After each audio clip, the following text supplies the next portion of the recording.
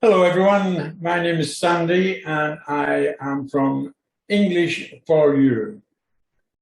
I'm a UK English teacher that now lives in Thailand, and I specialize in exam preparation for students, particularly taking either IELTS or the TOEFL examinations. I want to give you a warning if you're preparing to take particularly the TOEFL. And I'll explain why particularly the TOEFL in a moment. I have a lot of students that have come to me and they're taking TOEFL, and they've already taken the test, and it's become a problem, and they don't understand why they're failing it, because they've been going through the preparation procedures that they thought were correct. And when it comes to it, particularly in the speaking aspects and also the writing aspects. So what has gone wrong? The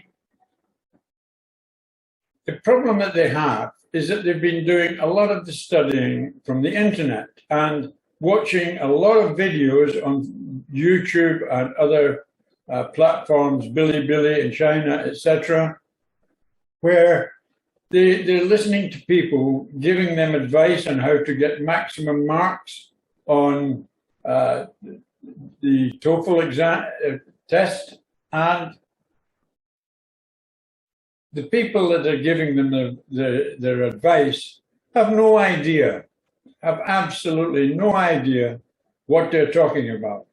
And not all, I have to qualify that, not all, because there are some very qualified people that are giving advice, but there's a huge majority that are giving very bad advice, talking about templates for the exam, particularly for the writing, and also suggestions for the speaking. And I want to give you a very sincere and immediate warning to be aware. If you want to know what the problem is, then keep watching and I'll tell you very shortly.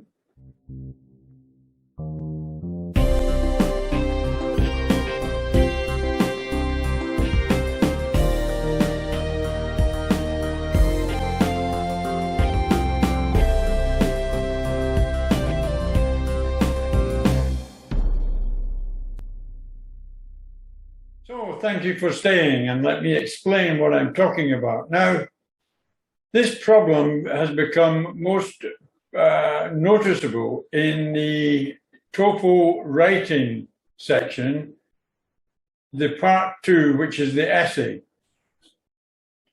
Now, this is the part where you may be required to give your opinion, to compare some things.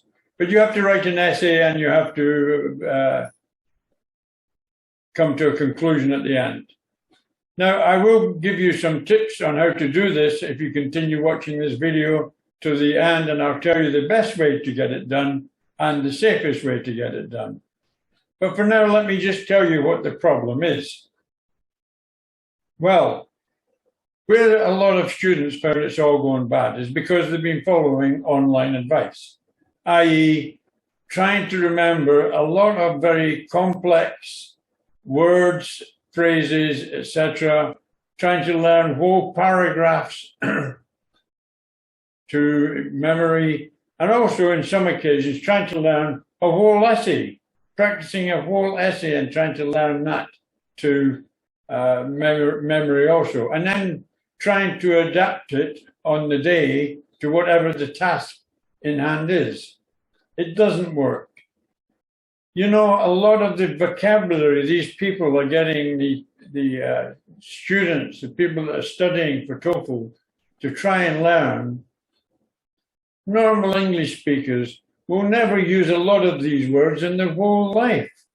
And some of them are so complex that even high-grade English speakers would avoid a lot of these words, because there wouldn't be a lot of people that actually got the full understanding of what was being said.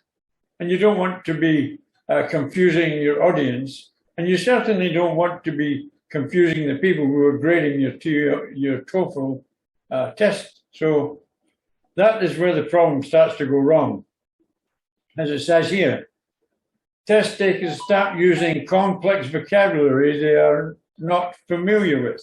If you're not familiar with it, you shouldn't be using it. Following online advice, students try to memorize complex words and phrases. Why? Some students try to memorize whole paragraphs. And finally, there are those that try to memorize the whole essay. It's crazy, and it will not work. In fact, TOEFL have now taken action against these people that try to pass the test by memorizing it. There will be a few that can achieve it, but you've got to be super clever or super lucky to get past it on the day. And I'm going to now I'm going to move on, and I'll tell you about what is going on and how the best way to get past this part of the TOEFL writing task and be a success and get a high score. Remember, it doesn't matter how complex your vocabulary is. Yes, it's impressive and it can impress people more.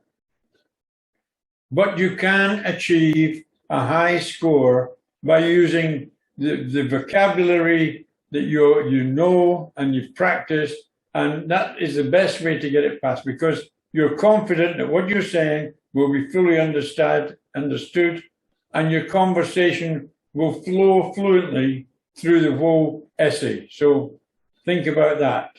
Don't make life hard for yourself by trying to learn all these complex words and phrases, etc., and trying to memorize paragraphs and essays in total. Life is hard enough, and trying to learn English fluently is certainly not as easy as people think. So don't make life a lot harder for yourself. Stick to the easy route. Okay, people, as promised, I'm going to give you some tips now on the best way to attack the second part of the writing task in TOEFL. But first of all, I'm going to give you this warning again, and this is not my warning. This is a warning that's been devolved from the latest TOEFL guidance, official TOEFL guidance documentation. So, as I say, TOEFL have become aware of the problems of people trying to memorize words and phrases and various vocabulary, etc. And it doesn't work, and it spoils our whole chances. Down in that, even on a lot of the questions now, you will see an instruction on the question: do not use memorized vocabulary. So here is a warning, and I should read it to you. ETS, that's TOEFL, are aware many students try to memorize text, phrases, essay as an approach to answering the essay section of the writing test. This is not allowed, and under recent changes, questions contain a warning not to use memorized text. Where the use of memorized text is detected, then graders are instructed to mark the essay down and can result in a very low mark. In addition, many of the questions are being reformatted to make the use of memorized text much more difficult and easier to detect in consequence. Do not use memorized text. So there you have it. That's the official warning from ETS TOEFL. So please, please, please do yourselves a favor and take heed. Okay. Now, the writing essay. In the TOEFL writing section, when producing the Part 2 essay, the following points are recommended. Use your natural vocabulary to produce the essay. Do not use vocabulary that you are not familiar with.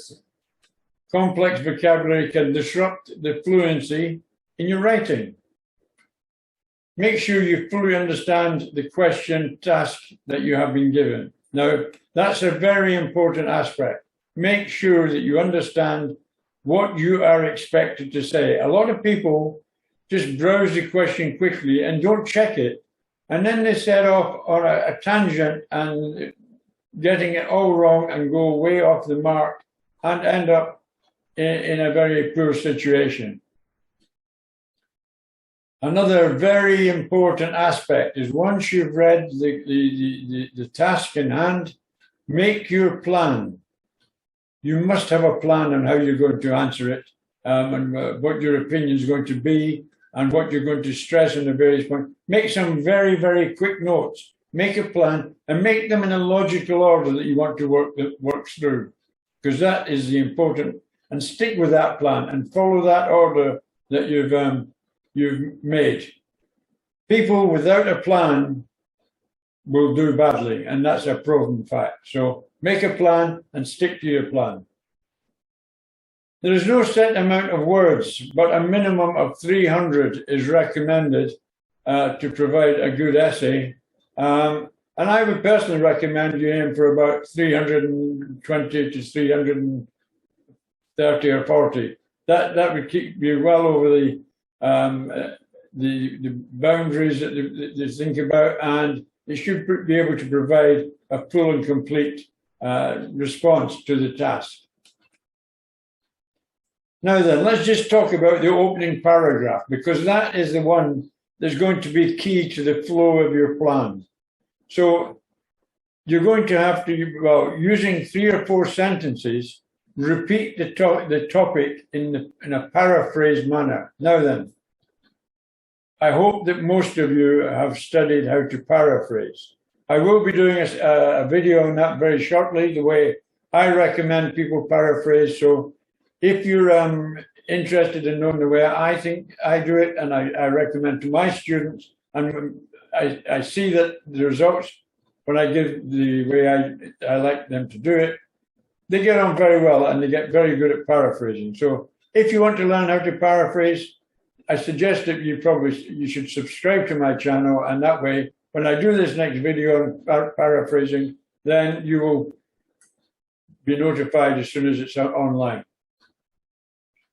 So paraphrasing the task is important, and also giving your opinion or your ideas in that first instance, in the first introductory paragraph.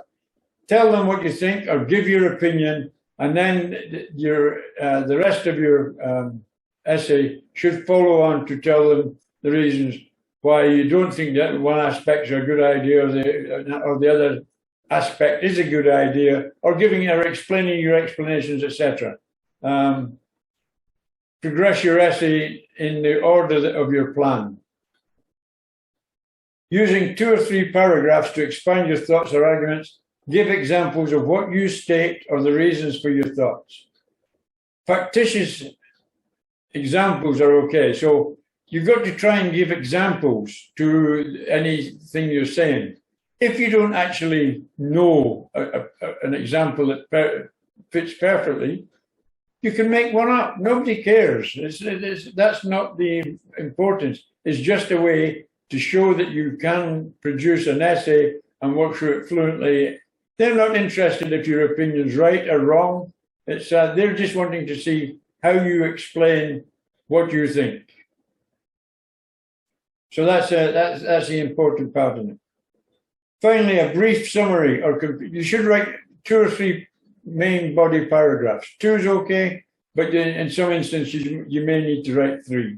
I always think about write one part about the opposite of your view. So if you think something is negative, then write that paragraph first and explain why you think it's particularly a negative aspect or the wrong aspect to be considering. And then the one that you think is a very positive response to the task, then you can spend more time on that and giving more examples and really proving that your thoughts are well-founded. So you should do that. And then finally, a brief summary or to complete the essay, which is obvious. I know it sounds easy and it's easy to say it in a few sentences, yes, but it takes a bit of work and it takes a bit of practice, and practicing these responses are what you must do.